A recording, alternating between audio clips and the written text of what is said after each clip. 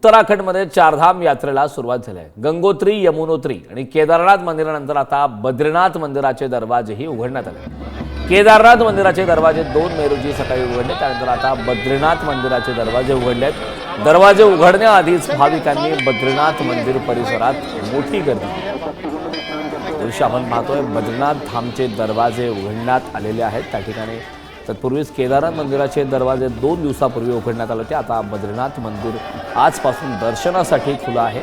हजारो भाविकांनी बद्रीनाथ मंदिरामध्ये दर्शनासाठी गर्दी केल्याचं पाहायला मिळत आहे। बद्रीनाथ धामचे दरवाजे अखेर आज उघडण्यात आलेले आहेत। या ठिकाणी आता भाविकांची मात्र मोठ्या प्रमाणात दर्शनासाठी गर्दी पाहायला मिळते। हे दृश्य आपण पाहतोय ती बद्रीनाथमधली आहेत। उत्तराखंडमध्ये चारधाम यात्रेला अखेर सुरुवात झाली।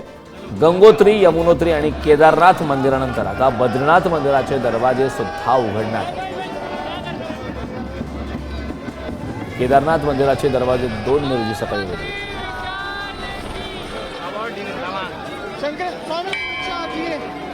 या संदर्भात ताजी अपडेट देण्यासाठी आपले प्रतिनिधी सिद्धेश भंडारे आपल्यासोबत जोडले। सिद्धेश, खरं तर आपण पाहतोय की याआधीच केदारनाथ मंदिराचे दरवाजे उघडले, आता बद्रीनाथ धामचे दरवाजे उघडण्यात आले आहेत आणि या ठिकाणी भाविकांची मात्र मोठी गर्दी दर्शनासाठी पाहायला मिळते।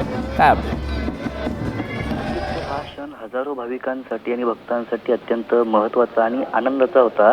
मंदिराचे दरवाजे उघडण्यापूर्वी शुभ मुहूर्तावर हेलिकॉप्टरमधून विविध रंगांची सुगंधी फुलं, मनमोहक फुलं या ठिकाणी उधळण यांची करण्यात आली होती, ज्यामुळे संपूर्ण परिसर हा भक्तिमय रंगाने न्हावून गेला होता।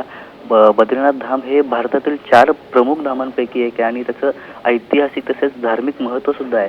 आणि आज सकाळी जेव्हा मंदिराचे दरवाजे उघडले गेले तेव्हा उपस्थित भाविकांचा उत्साह वाढला। जय जय हर हर महादेवच्या जयघोषाने इथे वातावरण भरून गेलं होतं। त्याचबरोबर मुख्यमंत्री पुष्कर सिंग धामी या ठिकाणी त्यांनी मंदिरात प्रवेश करून बद्रीनाथचे दर्शन देखील घेतले आणि राज्यातील अनेक नागरिकांच्या कल्याणासाठी त्यांनी प्रार्थना केल्याचं आपल्याला कळतंय। या विशेष सोहळ्यामध्ये प्रशासनाने जय्यत तयारी देखील केली होती। यात्रेकरूंना कोणत्याही प्रकारची अडचण येऊ नये यासाठी आवश्यक सुविधा देखील पुरवल्या होत्या। तसेच सुरक्षा व्यवस्था या ठिकाणी चोख करण्यात आली होती। थंड हवामान असूनही भाविकांचा उत्साह ओसरलेला नव्हता आणि बद्रीनाथ धामचे दरवाजे आता पुढील काही महिन्यांसाठी खुले राहतील आणि देशभरात लाखो भाविक येथे दर्शनासाठी येत राहतील। आजच्या या दिवसाने चारधाम यात्रेला अधिकृतपणे सुरुवात झाली असं या ठिकाणी आपण म्हणू शकतो, ज्यामुळे उत्तराखंडमधील पर्यटन क्षेत्रातही नवचैतन्य निर्माण होईल। नक्कीच सिद्धेश, खूप खूप धन्यवाद या महत्त्वपूर्ण अशा माहितीसाठी। तर या संदर्भात चर्चा करण्यासाठी आपल्यासोबत महंत सुधीरदासजी जोडलेले आहेत। महंतजी, पुढारी न्यूजमध्ये आपलं स्वागत आहे। खरं तर आज आपण पाहतोय की गंगोत्री, केदारनाथ नंतर आता बद्रीनाथ धामचे दरवाजे सुद्धा आजपासून दर्शनासाठी खुले करण्यात आले आहेत। कशा प्रकारचा उत्साह यावेळी भाविकांमध्ये आहे?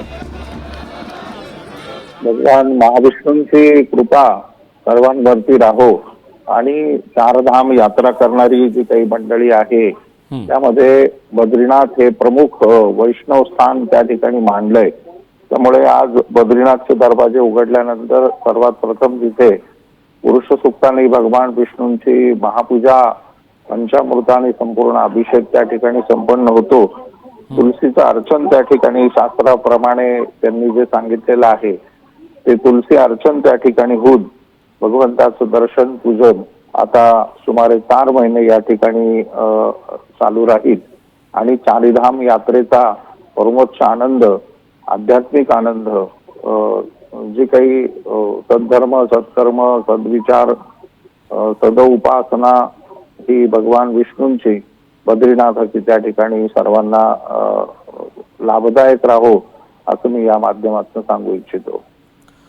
नक्कीच म्हणजे एक महत्त्वाचा मुद्दा की खरं तर आपण पाहतोय की गंगोत्री, यमुनोत्री, केदारनाथचे दरवाजे आधी उघडले, केदारनाथचे 2 तारखेला आणि आज 4 तारीख आहे। आज या ठिकाणी बद्रीनाथ धामचे सुद्धा दरवाजे उघडण्यात आले आहेत। आगामी काळात किती दिवस हे दरवाजे असे उघडे असणार आहेत, भाविकांसाठी दर्शनासाठी खुले असणार आहेत आणि त्याचा नेमका कालावधी कशावरून ठरवला जातो?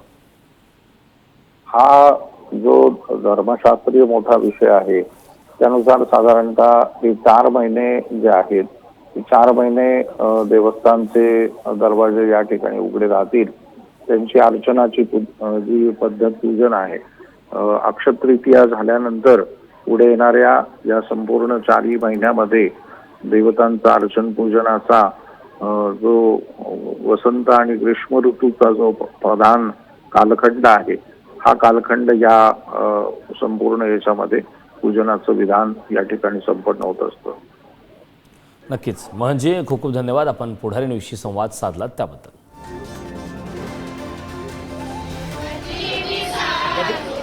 बिल्कुल, बद्रीनाथ धाम से पूरे जो चमोली के कई गांव ऐसे हैं जो इस मंदिर से उन्हीं में से एक गांव है बामड़ी गांव,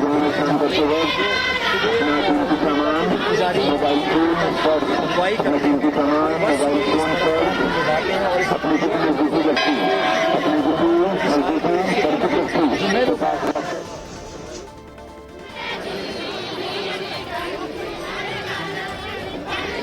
ये बड़ी प्रसन्नता का विषय है। पूरा देश इस समय हर्षित है। हम चाहते हैं कि अधिक से अधिक लोगों को भगवान के निज धाम में दर्शन का लाभ प्राप्त हो। जो लोग यहाँ पर आ चुके हैं उनको भगवान का दर्शन हो रहा है। जो लोग नहीं आ पाए हैं उन लोगों के लिए हमारा आह्वान है कि वे कार्यक्रम बनाएं और भक्ति भाव से, श्रद्धा से बद्रीनाथ जी के दर्शन के लिए आएं। यहाँ आने पर आपको अनुभव होगा कि क्या आध्यात्मिक आनंद होता है।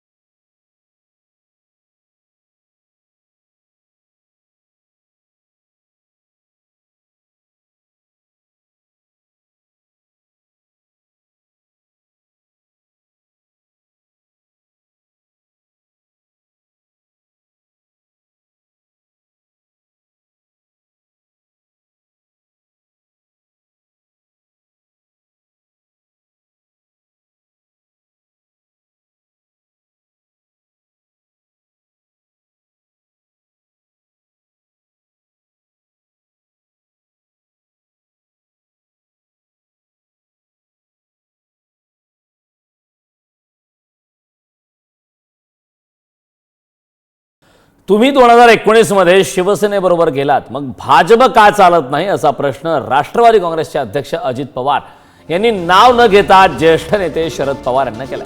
कार्यकर्त्यांना सोयीस्कररित्या सांगितलं जात असल्याबाबत त्यांनी नाराजी सुद्धा या दरम्यान व्यक्त केली.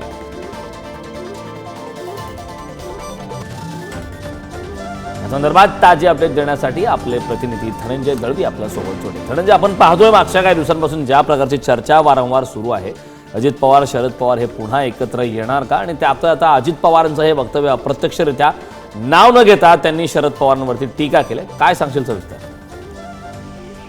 कारण आपण जर पाहिलं तर शरद पवार यांच्या राष्ट्रवादी काँग्रेसच्या जळगाव आणि धुळे जिल्ह्यातील पदाधिकाऱ्यांनी काल केसी कॉलेजच्या सभागृहात अजित पवार यांच्या राष्ट्रवादीमध्ये पक्षप्रवेश केला. आणि या पक्षप्रवेशाच्या वेळी जर आपण पाहिलं तर अजित पवार यांनी नाव न घेता शरद पवार यांना काही सवाल जे आहेत ते उपस्थित केल्याचं पाहायला मिळालं.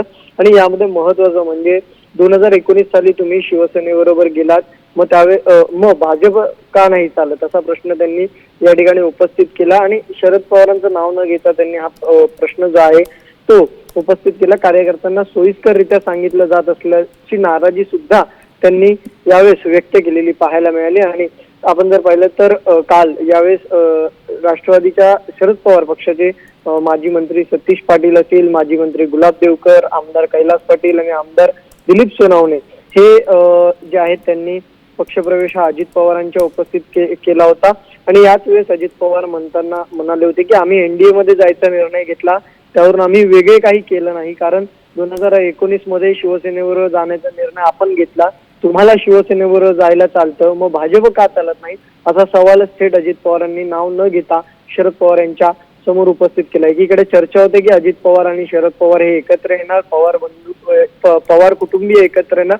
मात्र आता अजित पवारांच्या या वक्तव्यामुळे अजित पवारांनी जे आहे ते शरद पवार यांच्या समोर हा प्रश्न उभा केल्याचं पाहायला मिळते. करण, नक्कीच धनंजय, आगामी काळात त्याला काय प्रत्युत्तर आता शरद पवार यांच्या राष्ट्रवादीच्या माध्यमातून काही देण्यात येतं का हे पाहणं महत्त्वाचं आहे. खूप खूप धन्यवाद या महत्त्वपूर्ण अशा माहितीसाठी. तुम्हाला शिवसेना चालते, भाजप का नाही, असा थेट सवाल आता अजित पवार यांनी शरद पवार यांना नाव न घेता केला. 2019च्या यावेळी त्या ठिकाणच्या घटनाक्रमची आठवण यावेळी अजित पवार यांनी करून दिली. तुम्हाला शिवसेना चालते, मग भाजप का नाही, असा सवाल आता अजित पवार यांनी शरद पवार यांना केला आहे. अप्रत्यक्षरित्या नाव न घेता त्यांनी हा सवाल केलेला आहे. तर मागच्या काही दिवसांच्या घडामोडी पाहता शरद पवार अजित पवारांच्या भेटीगाठी वाढल्यात. दोन्ही नेते एकाच मंचावर एकत्र येण्याचे प्रसंग सुद्धा खूप झालेत. त्यामुळे वारंवार चर्चा रंगली होती. मात्र पुन्हा एकदा आता अजित पवार यांनी अप्रत्यक्षरित्या शरद पवार यांच्यावरती टीका केली. आम्ही कुणीच काही वेगळं केलं नाही, कारण 2019ला शिवसेनेच्या बरोबर जायला आपल्या वरिष्ठांनी आपल्याला सांगितलं, आपण गेलो. शिवसेना हे जर तुम्हाला चालत असेल पक्षाला, तर मग भाजप का चालत नाही? शेवटी तुम्ही विचार करा, शांतपणे कार्यकर्त्यांना विचार करा. काय होतं, कधी कधी आपल्या कार्यकर्त्यांना फक्त सोयीचं सांगितलं जातं, विस्तृतपणा त्याला दिला जात नाही.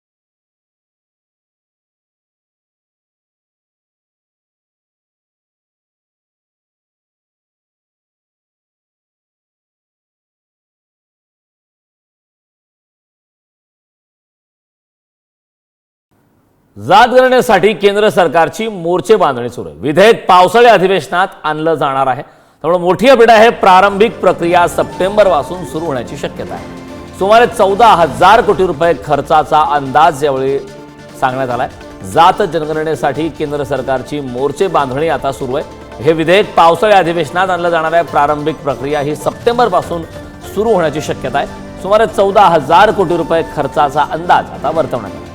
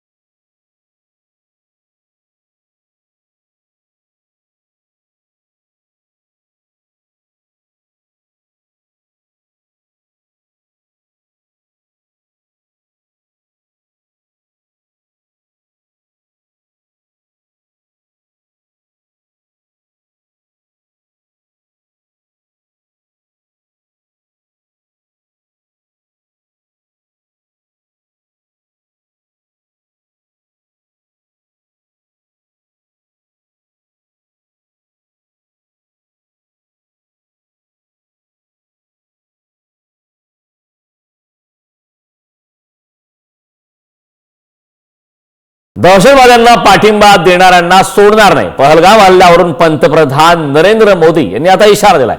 दहशतवाद्यांविरोधात कठोर आणि निर्णायक कारवाई करू असं पंतप्रधान नरेंद्र मोदी यांनी म्हटलंय. या दहशतवाद्यांना मदत करणाऱ्यांना सोडणार नाही. पंतप्रधान नरेंद्र मोदी यांनी पाकिस्तानला आता इशारा दिला. फ्रेंड्स, हम एक मत है कि आतंकवाद मानवता के लिए सबसे बड़ा खतरा है. पहलगाम में हुए आतंकी हमले में मारे गए लोगों के प्रति राष्ट्रपति लॉरेंसो और अंगोला की संवेदनाओं के लिए मैं उनका आभार व्यक्त किया।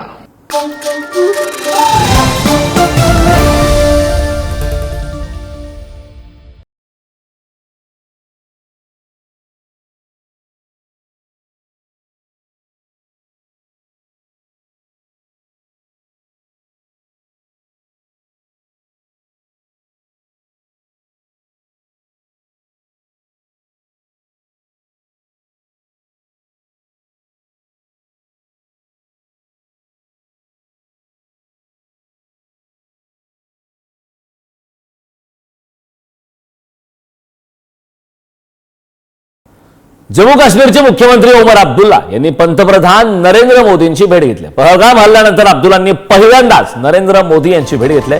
पंतप्रधान मोदी ओमर अब्दुल्ला यांच्यात अर्धा तास चर्चा झाली। काश्मीरमधील परिस्थितीची पंतप्रधान नरेंद्र मोदींना माहिती सुद्धा देण्यात आली। पहलगाम हल्ल्यानंतर पहिल्यांदाच ही भेट झालेली आहे। मुख्यमंत्री ओमर अब्दुल्ला यांनी पंतप्रधान नरेंद्र मोदींची भेट घेतली।